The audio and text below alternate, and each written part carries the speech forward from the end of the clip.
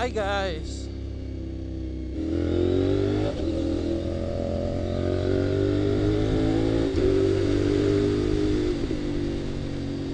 Welcome back to another video.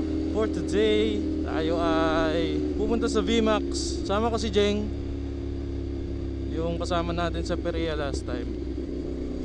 And papagawa ko na yung canister, and malaman natin kung may kakabit ngayon.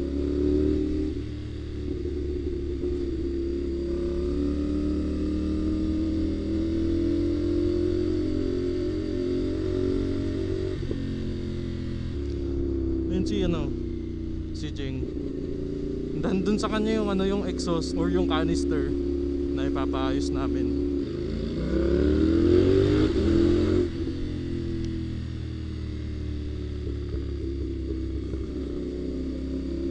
Pinag-iisipan ko pala guys, if babalik na rin ko yung camera setup ko sa helmet, wala lang, para lang mas kita yung bike. Naisip ko lang kasi ganun yung ginagawa ng iba.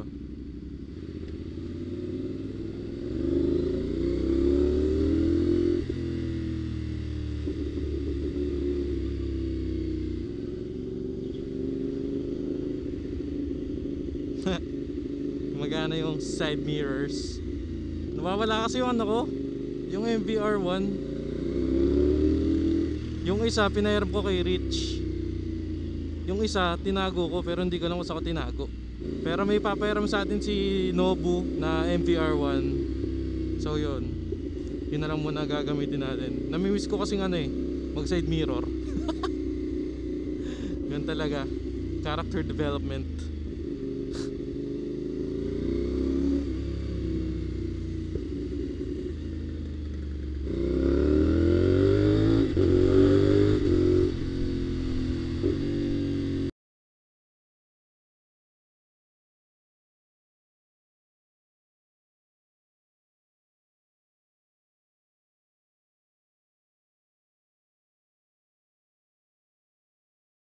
Tapos bala ko na rin pala ito ipa-tune, pa-remap, dyno, mga ganon. Baka sa overdrive na lang tayo pa-remap kasi may partner ang SR doon. Papa-tune ko rin yung front shocks para goods na siya.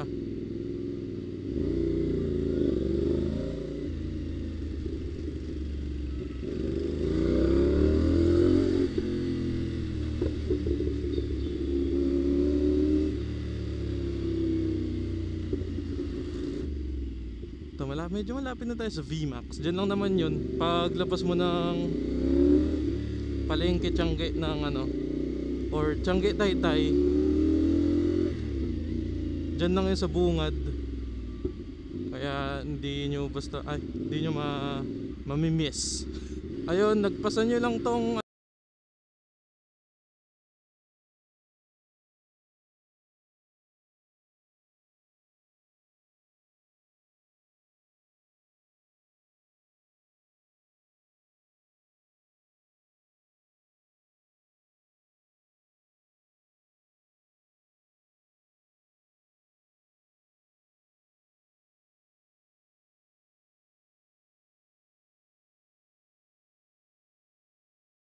parang nawawala si VMAX.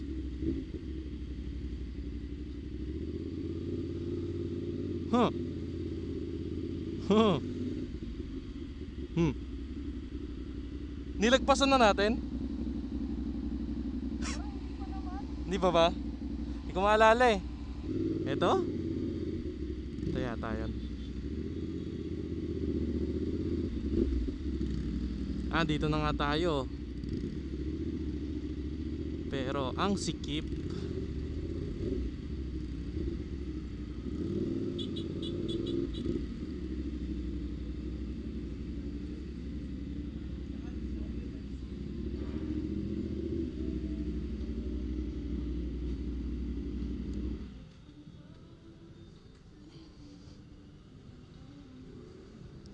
Yeah.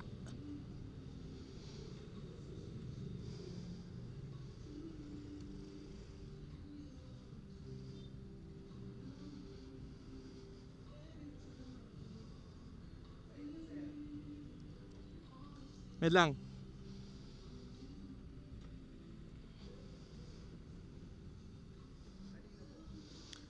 Magpapaayos ng canister. Nag-message na ako last time. Ano pong ano to? Kalkal? Hindi po. UP kasi. Kabila. Kaya naman daw po, sabi. What's up guys, I'm back. Basta tayo sa VMAX. Dito sa Taytay. And ito yung tsura nung pipe na pinakabit natin. Hindi nagawa yung canister. Kasi hindi na daw kaya, masasayang lang yung pera. So pinaka-delete ko na lang. Tapos pinakabit ko na lang rin. Kasi hindi rin makapili ko nung canister yung kukunin ko. So yun.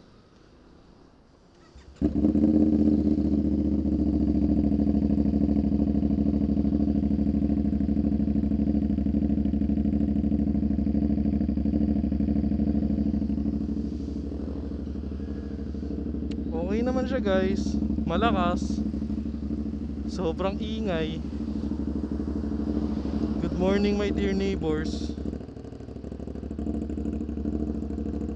Laki ng butas eh. Tayo na lang natin siya na Jeng. Ang gagawin ko na lang is kailangan ko order ng same type ng IC project na to. Kasi nakasukat naman na yung ganyang style. And kailangan ko pala patapasan ng onti yung yung belly pan yata ang tawag doon. Kasi tumatama siya or medyo tumatama. Parang hindi na kasya ang piso. Tayo na natin si Jeng. Tapos matitesting na natin. So yung ganito nakakawalang power na talaga to kasi sobrang laki ng butas or nung diameter nung canister, pati nung elbow. So yun. Kahit nga 61mm, nakakaganon na rin. Nakaka-lose na ng power. So baka ang maganda dito is tune na talaga. Hindi ko rin alam kung kaya ng tune. Pero yun, tingnan natin.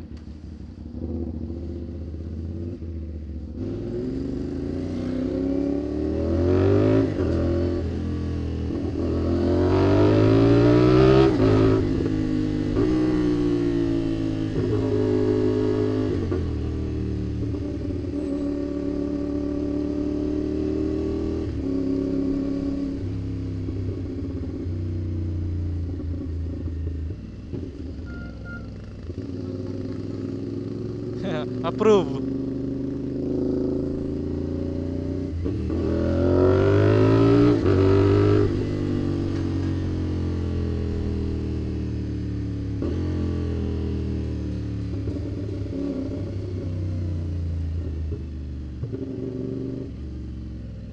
Ito kailangan talaga nito ng tune.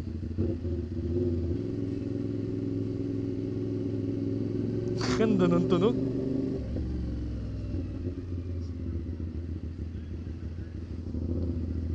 Nakakatakot. Ay, natingin sila ate.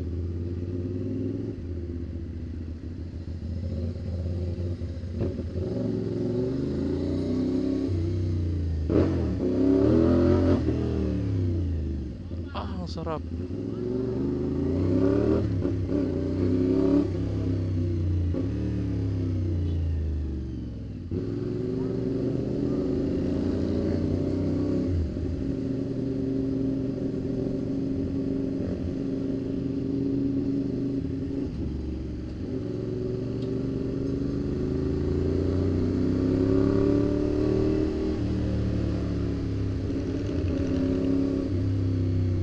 Gagi, di ako sanay sa motor ko. Ang lakas.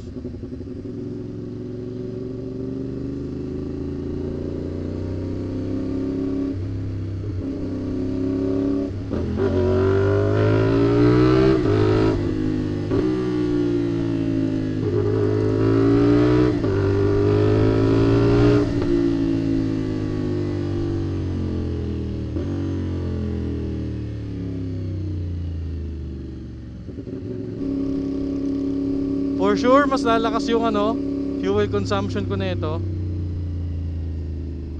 Kasi ganun talaga.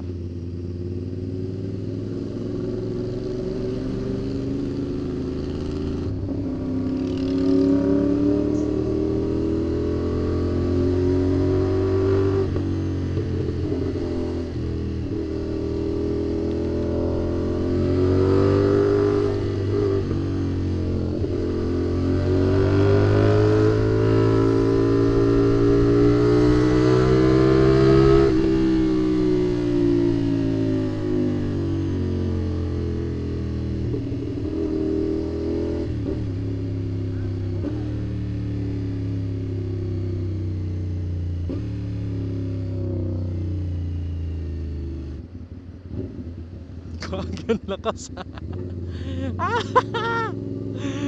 Huli. Doon mapagsalita, nag-enjoy ako.